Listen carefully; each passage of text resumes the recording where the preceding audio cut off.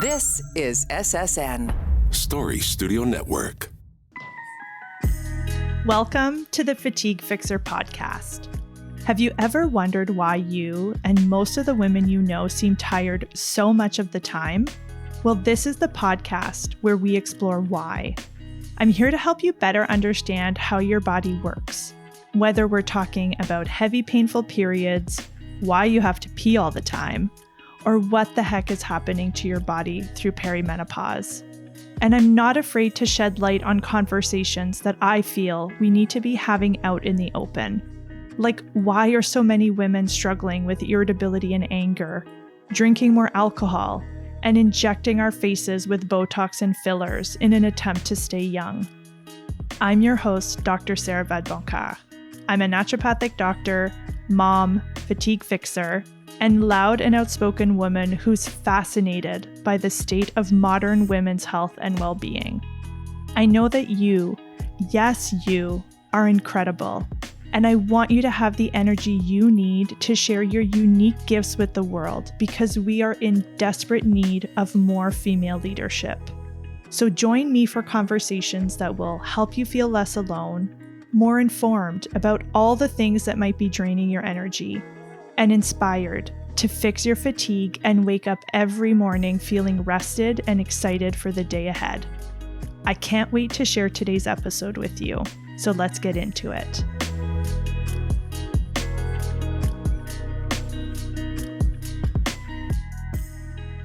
A few months ago, I was out with a friend for dinner.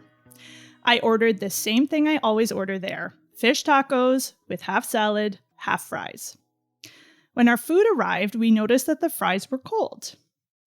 Now, old Sarah would not have said anything about these cold fries. She would have eaten them because she would have been way too worried about inconveniencing the waitress by sending them back. I really wasn't great at asking for what I wanted or using my voice.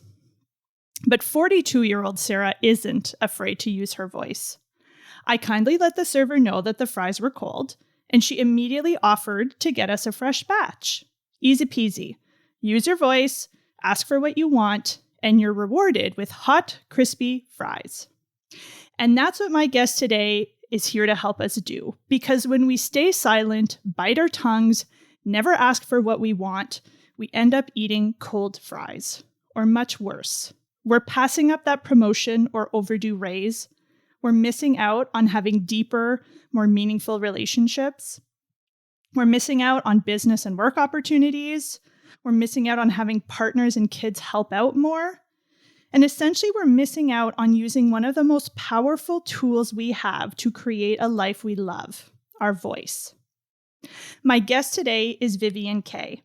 Vivian is a proud mother and female entrepreneur who focuses on supporting women, the importance of self-love, and building each other up. She is the founder of Kinky Curly Yaki, a hair extension company for Black women by a Black woman. Vivian is a proud business empowerment expert, keynote speaker, TV and podcast personality, and she radiates positivity in everything she does. Vivian, welcome to the Fatigue Fixer podcast. Thank you. Great to be here. I want to start by asking, have you always been the outspoken person that I have been watching on Instagram, or have you eaten your fair share of cold fries in the past? I would say it was a mix of both, right? Because for me, I've got that intersectionality, right? So not only am I a woman, I'm also a Black woman.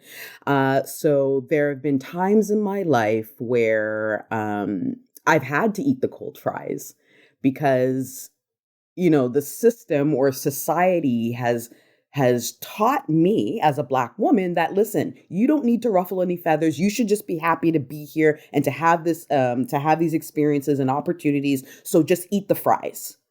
But then I've always been outspoken, but then I've always sort of tempered it. But as I've gotten older, it's like, listen, life is too short to eat cold fries. My mother didn't come to this country in order for me to eat cold fries. She came here for me to have hot wedges and tater tots and crinkle fries, hot and burning the roof of my mouth. So, as I've gotten older, I've been like, no, I'm always going to ask for the hot fries because why not? Absolutely.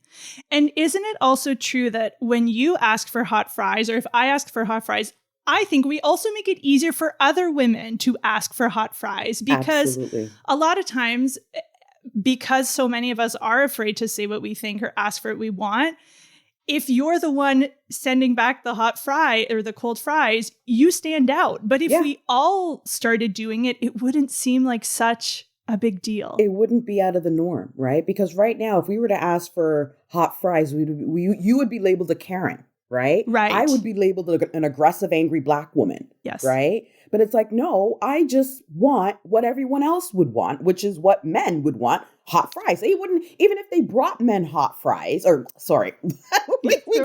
Our fry analogies falling apart. Analogies all over the place. So even if they were to bring men cold fries, and if a man said, you know what, these fries are cold, I need hot fries, they wouldn't even question it. They would be like apologizing, falling all over themselves, apologizing and bringing it back. For us, we're worried if they're going to spit in it, if they're just going to throw the fries in the microwave. Like we're conditioned to consider other people's feelings, whereas they are not conditioned that way. So, we don't care. We want hot fries. We do, and we deserve them. So is that one of the big drivers, you think, that men are just not conditioned to be so worried about other people's feelings? Oh, absolutely. They are conditioned to take risks, right? Like as children, the boys are running around and they're jumping off their dirt bikes and climbing trees and falling down and doing all the crazy things. Whereas with the little girls, we're like, no, you got to be careful. Okay, well, if little Billy does this, you got to tell him to stop it because that's your job. That's not our job. Why are we raising our girls up or to be responsible for boys, right? So they get to take all the risks. They get to do all the things. Meanwhile, we got to be their caretakers. We got to make sure that we're not taking the same risks, because if we do, then everything falls apart, right? So they need somebody to toe the line, right? So why is it our responsibility to do that? You also need to you also need to raise your boys to be careful and to maybe think about the risks that they're taking. Not only just us girls, because that's what we end up doing. We end up being grown women who overthink every single decision that we have to make, because we have to consider everyone else's feelings and how and the repercussions and the consequences, whereas they don't even think about that. They just do it. Yeah. And I think we don't realize that small act of not sending the fries back, we create this issue where we don't have the confidence. And when there's a bigger thing that happens, if you can't even send the fries back, how are you going to push back when there's a problem at work or when something actually wrong happens? I remember a while back, I was at Subway and there was a man in front of me ordering, and he was being so direct with how these people were to make his sandwich. And I remember being like, kind of jarred by how aggressive he was. And then I caught myself and I'm like, it's his sandwich. He's allowed to ask for how he wasn't being rude, but he was being very direct. So I don't know if his name was Chad, but can we talk about Chad? This is how I actually first heard about you. One of our producers was like, you need to look up Vivian Kaye and what would Chad do? So tell us, what would Chad? Who is Chad? And how did you come up with this phrase? Yeah, so Chad isn't a person. So I just want to get that straight. Chad's not a person. It's not meant to diminish anyone's accomplishment or to bash men. Chad for me is just like this archetype, right? It's the person who is pretty mediocre, but doing the big things in life, right? So, and we know in society, we see these mediocre people, and especially men who are doing these who are doing these big things, but they've got mediocre background and experiences and accomplishments, right? And so then I started, when I started my businesses, I would always have these these self-limiting thoughts that popped up into my head. Like, oh, you can't do this because you're a single mom and that's not the responsible thing to do. Or, you dropped out of college. You don't have the right to be, creating $1 million business because you don't have the background for it. So I needed something to counter those thoughts. So then I started to think, well, what would Chad do? Like, what would a mediocre white guy in my position do? And so then I started just applying it to everything. So then when I started to question myself, like, okay, well, should I do this? You know what? What would a mediocre white guy in my position do? He would do it. He wouldn't be questioning this, right? And so, and it's well known. Women, we will not do something, especially let's just talk about careers, for example. Mm-hmm. I saw this stat, I think it was a HP or Hewlett Packard stat that said that women will only apply for things if they've got 9 out of 10 of the qualifications or 10 out of 10 of the qualifications. Whereas men will apply if they only have like 40%. So if there's 10 things that you're supposed to do on the job, a woman will not apply for that job unless she can do 9 out of those 10 things. Whereas men, they see things and they're like, you know what? I am not remotely qualified, but I'm going to apply for it anyways. And they get the job. I was going to say, and they get it. They get it. And the only reason why they get it is not because they don't know or they know what they're doing. It's because they have the confidence to know that they can figure out the rest of the qualifications, right? And it's like, girl, if you already have 9, you can figure out that 10th. You can figure it out. Trust me. So for me, it's like I use what would Chad do? I put it in my bra, I put it in my purse, I put it in my back pocket. Whenever I start to question my qualifications, whenever I start to question my expertise, whenever I just need that boost of confidence and audacity, because that's really what it is. It's audacity. When I need that, I just ask myself, what would Chad do? And I've got that trademark because that's what Chad would do. But totally. You can use it. You could use Steve or Chris or whatever name you want to use. But really, again, it's not meant to bash men or diminish anyone's accomplishments. It's just meant to push you out of your comfort zone to do the big things in life. Because you know what? Like you said, we deserve the hot fries. We do. And would you say, so there are very real societal things, like you mentioned being a Black woman, like there are very real things that could make it harder for a Black woman or a trans person or a disabled person or an obese person to, like, there are real things happening where people are oppressed and limited. Right. But we also put a lot of limitations on ourselves through some of these behaviors. Yes. So is that one of the ways that we can actually start to try to, it's not going to undo the societal stuff, but does it help to kind of like send a message that we actually can do these things? Like, how do you think about it? Like, I think of it more like, if you keep suppressing yourself, right? Because society already does it for us. We don't need to help it. No, it's true. Right? Yeah. We don't need to help it. But when you're not fully expressing your ideas and your opinions and your wants and your needs and your emotions and all that stuff, it's going to lead to frustration. I don't know about you, but I've been reading a lot about women, and especially in their 40s, who are just angry. Yes. Just very, very angry. And they're being resentful and they're frustrated and they're raged, they're ragey, right? Yeah. And I would say it's because you're thinking about all the missed opportunities, all the times you didn't speak up, all the times that you bit your tongue, all the opportunities that you missed out on because you were so scared to send back those cold fries. And it piles up. Yeah. It piles up. So you have to start speaking your mind. Otherwise, it's going to start to take a physical toll on you. I agree. Yeah. It's a real thing. It is. And that's why I wanted to have this conversation, because I think one of the prices that we pay, number one, is anger. I actually get really excited when I see an angry woman because I'm like, she's there. She gets it. Yep. She is starting to realize that all the shit that she's been dealing with for 40 plus years is a big pack of lies. Mm-hmm. And she's starting to, I see it as like an awakening. She's starting to wake up and realize that it doesn't have to be this way. Yeah.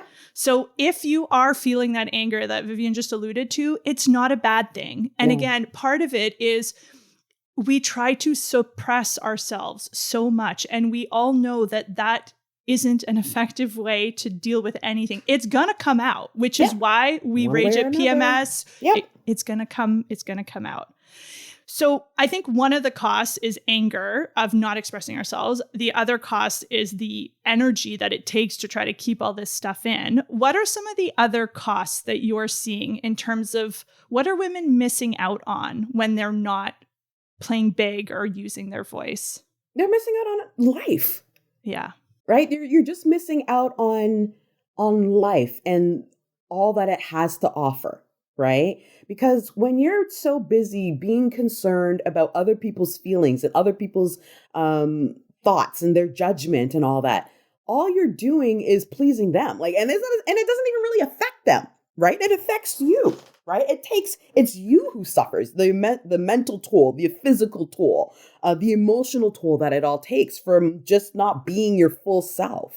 So it's like when you start to feel like when you start to get angry and you hit that limit, it's because you realize that you've just been living a fraudulent life. Like you realize like this isn't how I want to live. I don't want the cold fries. I want wedges and I want them piping hot. In fact, I don't even like French fries. I want salad. And you know what? I'm going to eat a big ass bowl of salad. I don't even care that it's got ranch dressing all over. Like you don't want to really get to that point, but sometimes, push comes to shove. You have to explode in order, like your cup has to overflow in order or to be empty. Let's go empty. A lot of food analogies here.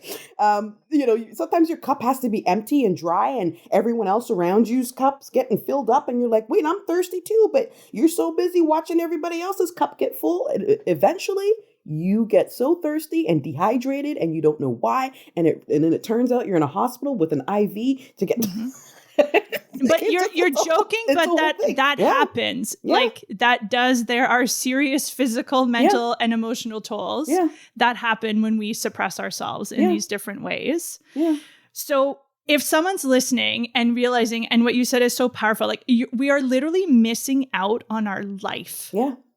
It's not just fries. It's literally your life is happening and you are missing a huge opportunity to show up fully in it, to have it be a beautiful experience for you. But also, and this is what I find so sad, is that when women play small and we keep ourselves small, we're also depriving the world of our gifts. Of your greatness. Like even, I know you have like a hair company. Like think of all the people who would have missed out on having that opportunity if you had not had the audacity to create your business. Yeah. Like even in creating the hair company, and the reason why I created is because I needed something that looked quote unquote professional. So for Black women, what that means, and this is, 10 plus years ago, it's not, it's still like that now. Like in the States, they have to enact laws saying that Black people should be able to wear their hair as it grows out of their heads. Because before, when you had your short curly fro or locks or braids, it was deemed unprofessional. Yeah. So a lot of women started wearing protective hairstyles like wigs, weaves, and braids that looked like Caucasian hair. But I wanted something that looked like my hair, that looked like it could grow out of my hair. So I started a business with a line of textures that looked like my hair, that looked like our hair, the African diaspora, right? And the reason why I did that is because I wanted Black women to show up with confidence wherever they were showing up in the world, because we have that extra layer of systemic barriers that we have to overcome on top of being a woman. So we've got being Black. So if you're so busy focused on my hair changing every single week, you're not focused on the work that I'm doing because you're so busy looking, well, I don't understand. Last week your hair was short and this week it's long and still I don't understand. You know what, Karen? Focus on the report that you asked me to hand in and let me know what the feedback is on that.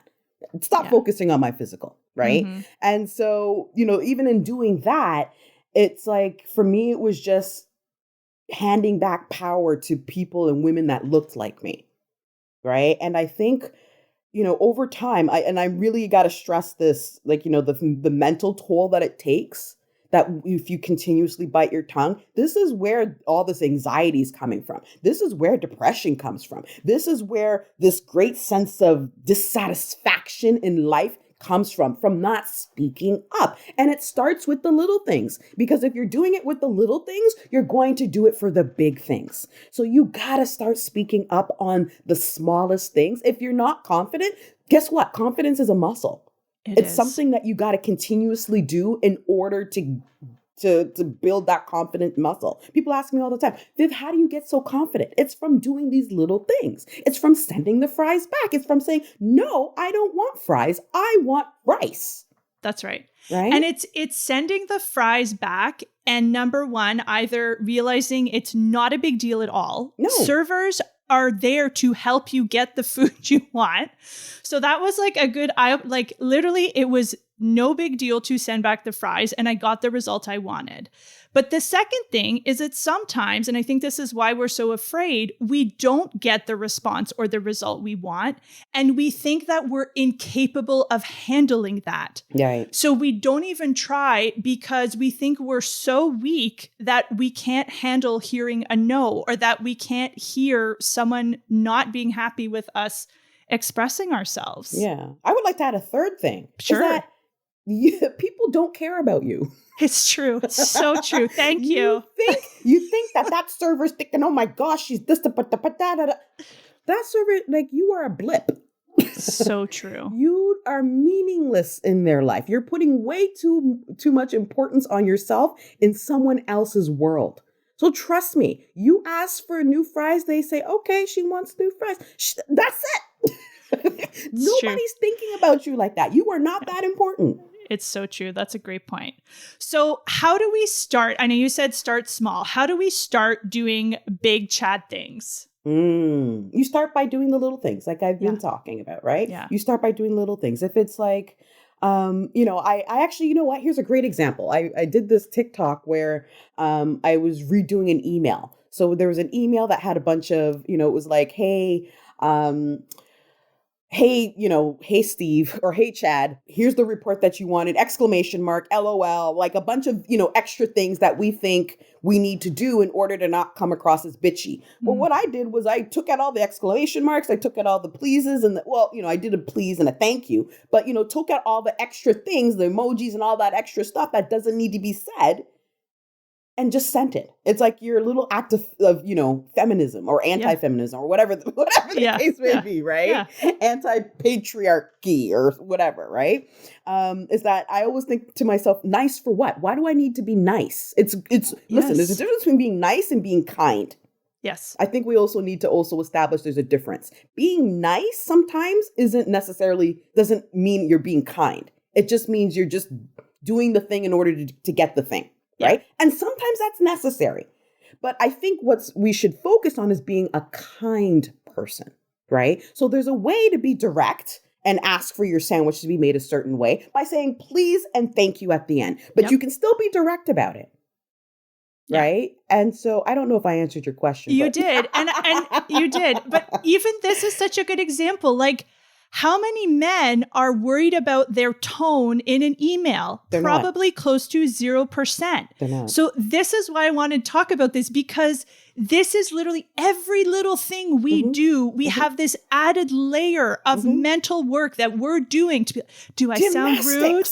It is. It's mental gymnastics. And then we get to the end of the day and we're like, why am I so tired? I'm like, you literally have been doing mental gymnastics since the minute you woke up. Yep. Of course you're exhausted. Yep.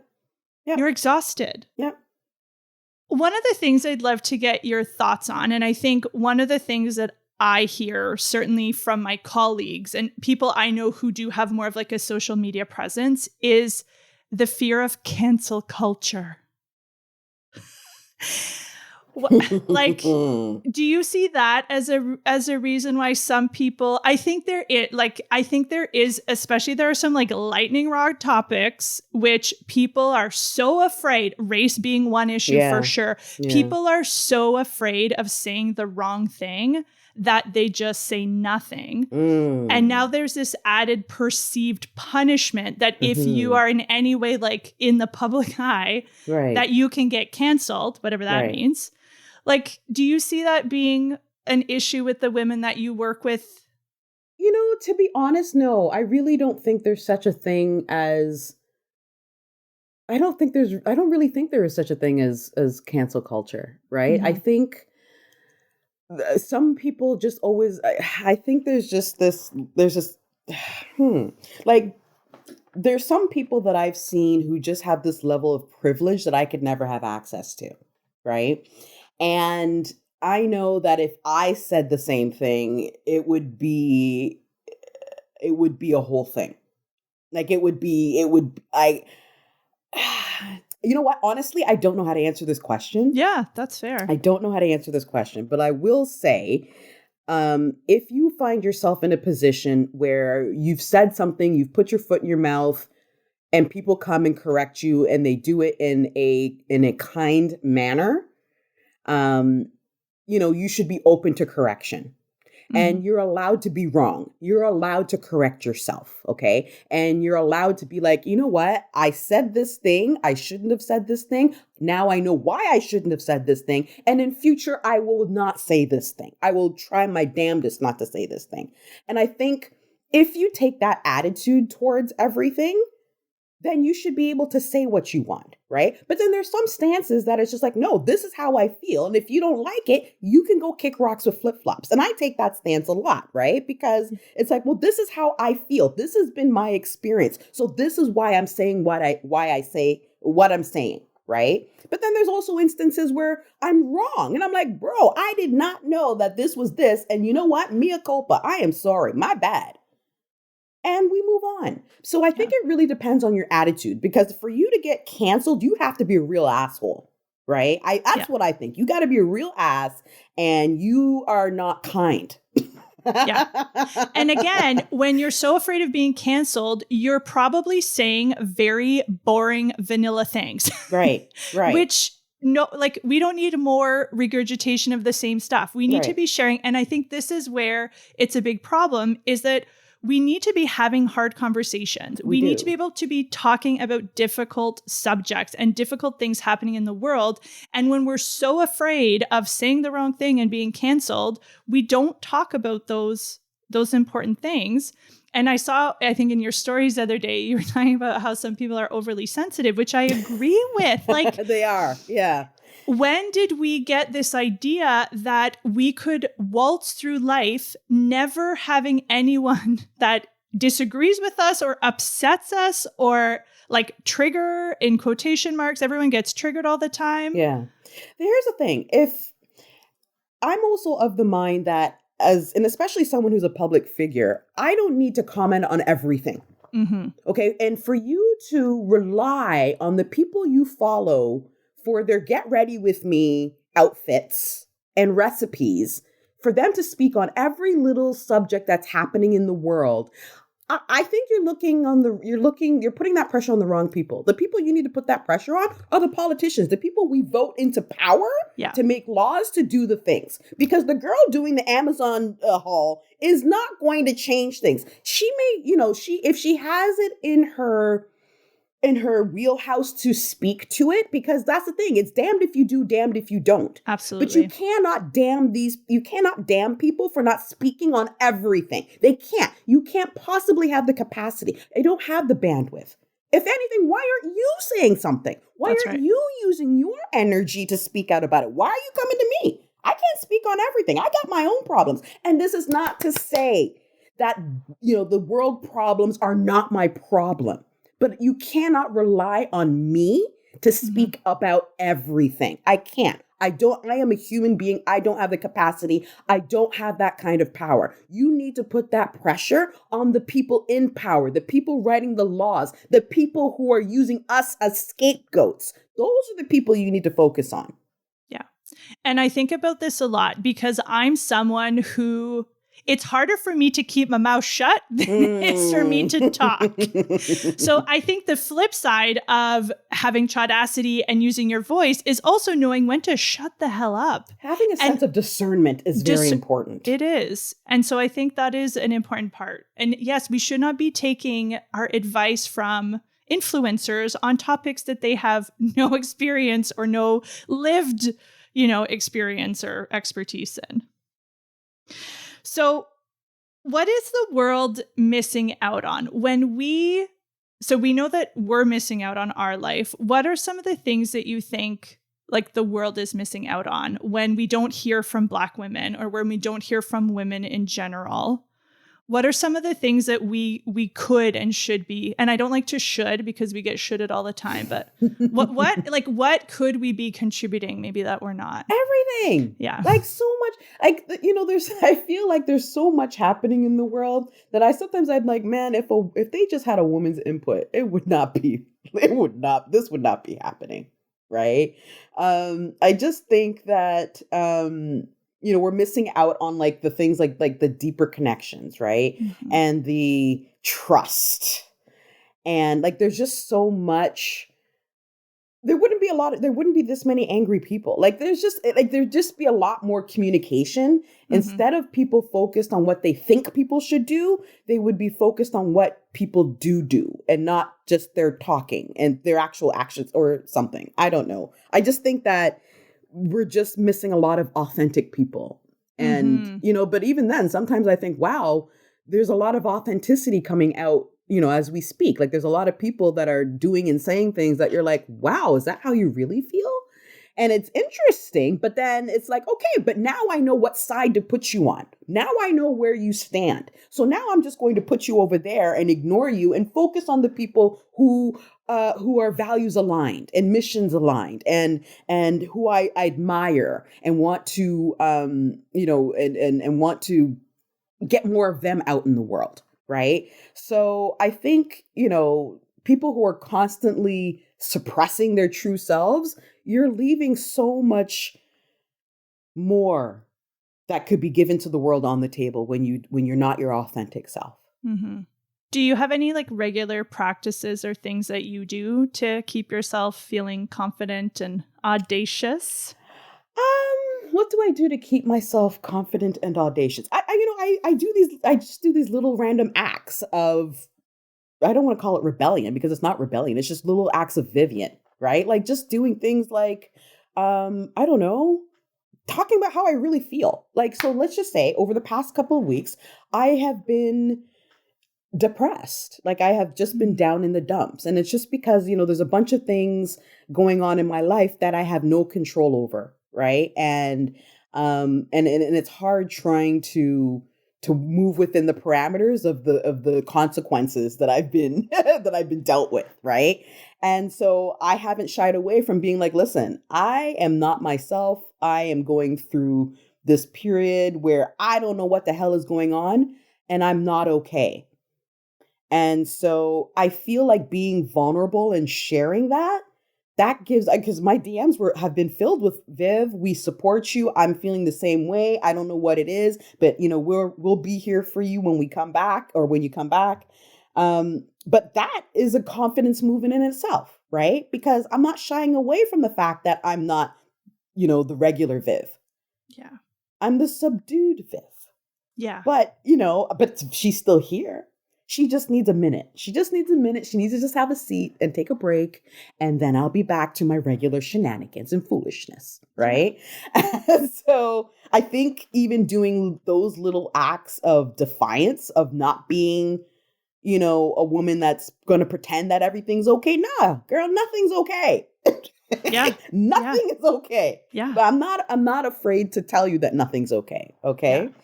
So, which I think is probably so healing for you, but also, and this is the other thing, and I've had similar experiences, whenever I share something more personal and authentic, it allows people to actually see you. Yes. And when people can see you, they can actually connect with you. Yeah. Right? How often do we get asked, how are you doing? And we reply, I'm fine, I'm good, meanwhile, you look like the meme where the dog's sitting in the fire saying, I'm fine, but everything around you's on fire. Yeah. There's steam coming out of my ears, but I'm great. I'm great. Fine. Yeah. I'm fine. What's wrong with not being fine?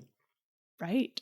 But part of that is, again, I think we've been so conditioned to want to keep other people comfortable that we are worried that if we say, I'm not fine, we're now putting that person in a position where they have to respond. And again, It's like we don't even trust our people to know how to hold, I'm not okay. Right.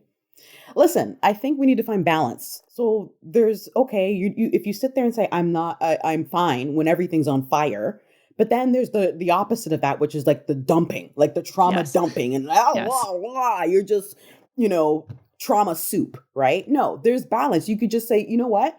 If someone you trust, right? So that's the key. It's got to be someone you trust. So you can't just say this to anyone. If someone you trust says, "How are you?" You say, "You know what? I've had better days. I'm really struggling right now. But talking to you makes me feel better, makes me feel like it's going to be okay." Then guess what? That other person is not going to feel like you're just dumping everything on them. They're like, wow, this person trusts me enough to be vulnerable. Let me lend them an ear. Even if it's just for, just for that intro and then we go about our business. At least they feel like somebody cares about them. Right? So let's find some balance here. And also, Yes. you don't need to call 59 of your girlfriends to talk about the problem. If you do that, you already know the answer. You just looking for somebody to confirm your wrong answer or your right answer or whatever it is. Yeah. And maybe you need a therapist. And maybe you need a therapist. Maybe you need a therapist. Yeah. I think we are really missing out on the opportunity to connect with people, right? Yes. When we don't share how we really feel. And the other thing that I find fascinating is that most people, if there are true trusted people in your life, they want to help. Yes. And you're depriving them of that opportunity when you pretend to be fine and you're not. Right? Think of how good you feel when you are able to help someone you love. Don't take that opportunity away from other people. That's what other people are there for. Yes. Yes. They're not decoration. Yeah. It's a give and take. It should be a give and take relationship. Yeah. Vivian, thank you so much for this conversation. If this is the tone down, Vivian, I don't even know. I don't even know if I can handle the full. No, this is Vivian on her way back up. She's coming back We've up caught her for air. Yes. On the upswing. Yes, we're on the upswing, and it's been an absolute pleasure. Thank you for having me. You're welcome. So if you're listening to today's episode, I want you to keep in mind that biting your tongue and not saying how you feel is exhausting. It is also literally pushing away the people that you love when you, like Vivian said, when you don't tell them how you're actually feeling. And it's also holding you back from getting what you want. And like Vivian said, you're missing out on your life when you don't say what you really want. So next time someone serves you cold fries, I want you to remember, what would Chad do? Because I'm pretty sure Chad would not settle for cold fries, and neither should you. I will see you back here in a couple weeks. Bye, everybody.